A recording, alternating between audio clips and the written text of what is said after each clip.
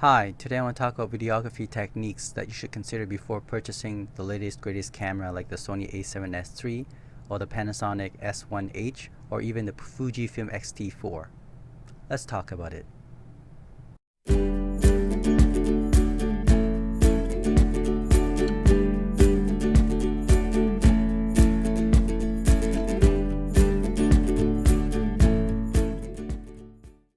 Okay, so you want to buy the latest greatest camera like the Sony a7S III or the Panasonic S1H. Now before you do that, consider the following techniques that you should try to master or at least understand first if you haven't done so.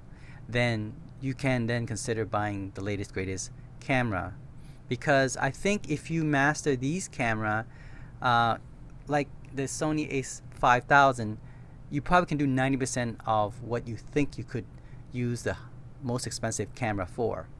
For example, have you considered lighting? Lighting is very important.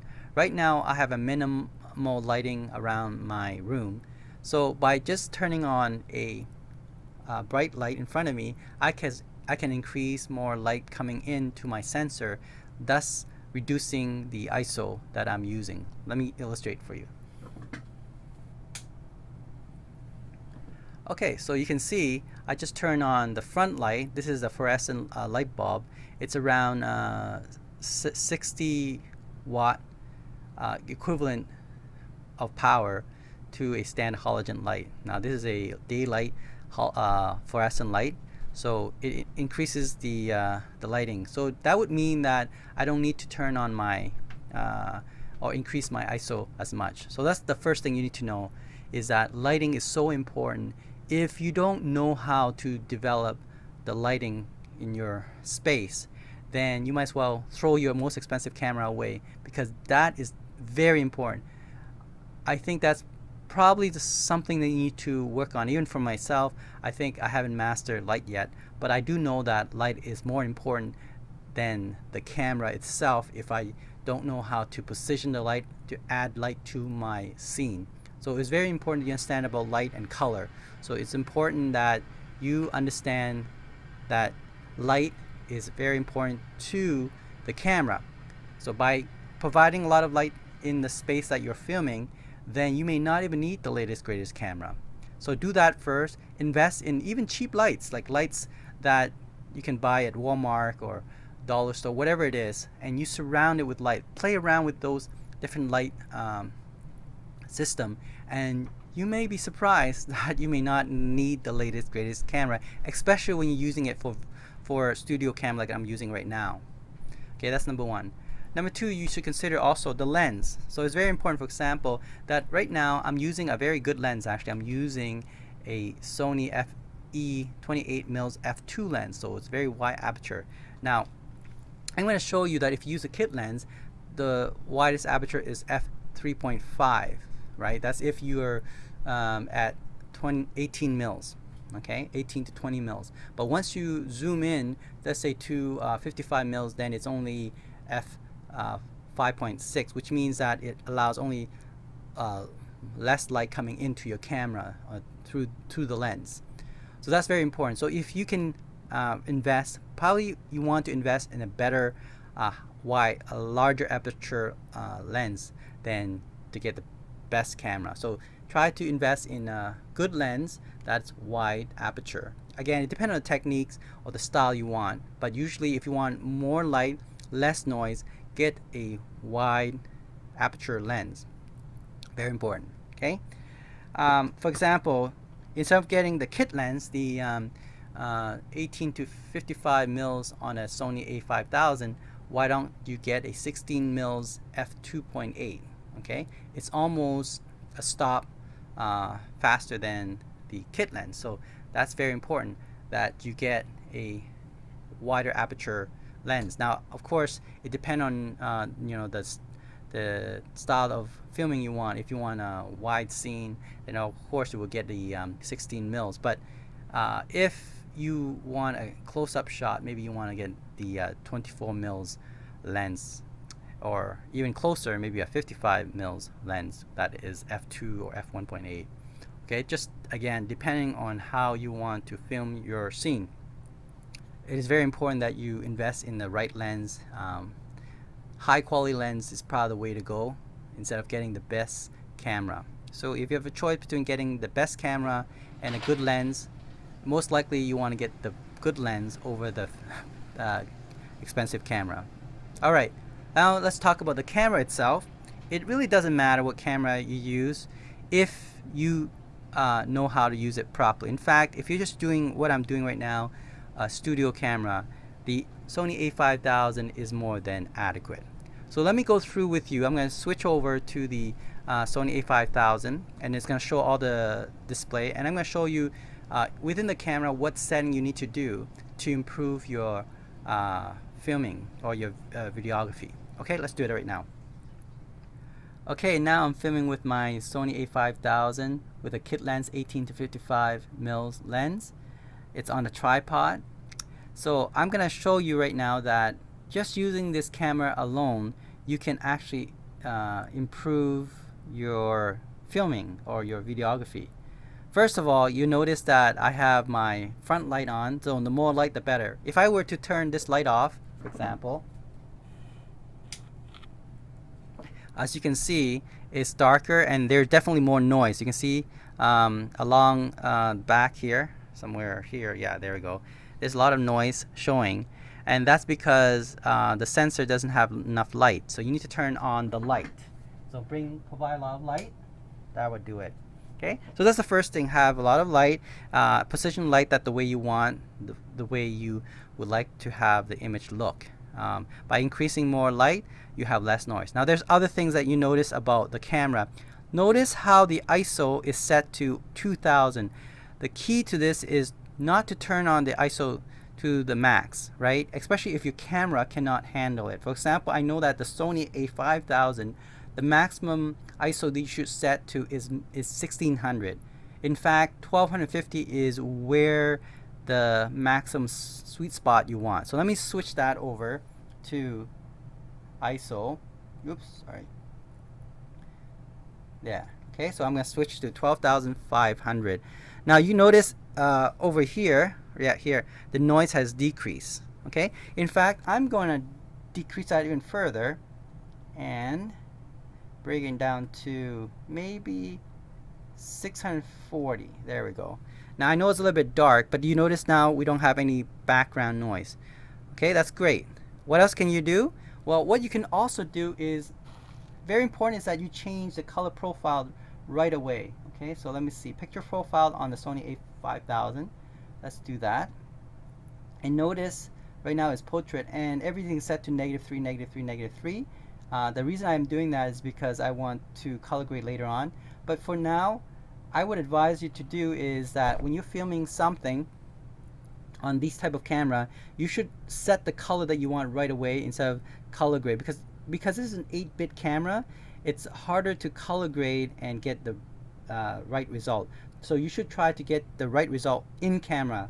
Okay, so what I'll do is I'll switch to standard, and there we go. See, I already set up the standard as -2, +3, and -2. And again, you see the color on my face. I like that. It's very natural looking. So that's we're gonna leave it like that. Okay, that's very important. Now it's still dark just because my ISO is 640, but that's okay. What I could do next, this is why it's important to get a good lens with wide aperture. So right now this kit lens can only do f3.5. Right now it's set to 5.6. I did that on purpose to show you that sometime if you don't look at your f-stop, you might be at disadvantage. So let's switch that to 5.6 to 3.5. Let's do the other way. There we go. See that? It's more brighter than before, right? Pretty good. Now here's another technique a lot of people don't tell you, especially YouTubers who's been doing videos for a long time, and they cringe at doing this. But I tell you right now, if you're doing a studio setup like this, then in fact you should actually increase more light. Now how do you do that? Well, you see the shutter speed. Now normally they tell you to do at 1/50th, but my recommendation is if you're doing a studio talking like this, you should actually set it to, let me show you right now, 1/30th. You see that? Look at how bright it is and no noise. Just by doing these simple techniques, you can see aperture is f3.5 because it's a kit lens, can't go further than that. The shutter speed 1/30th and ISO at 640, and there we go. And the color is good enough. Now I can do a little bit more on the post, but this is why you need to make sure that ISO is set to the maximum. I think if you're doing color grading, 640 for the Sony a5000. Okay, so there we go. So far we have done a good job. Now I'm going to show you using DaVinci Resolve to improve it even further. Then let's do that right now. Now I'm going to film myself and I'm going to use that image to color grade.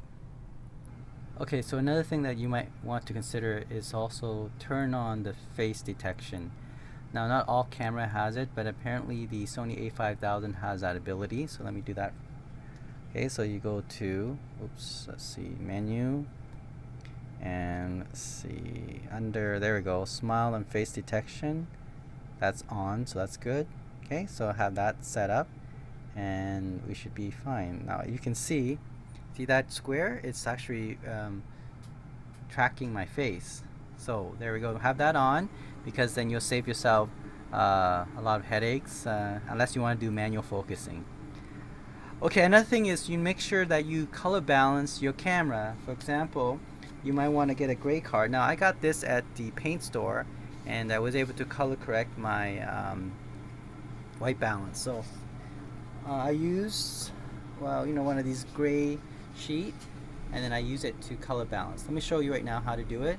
So what you want to do is set your camera.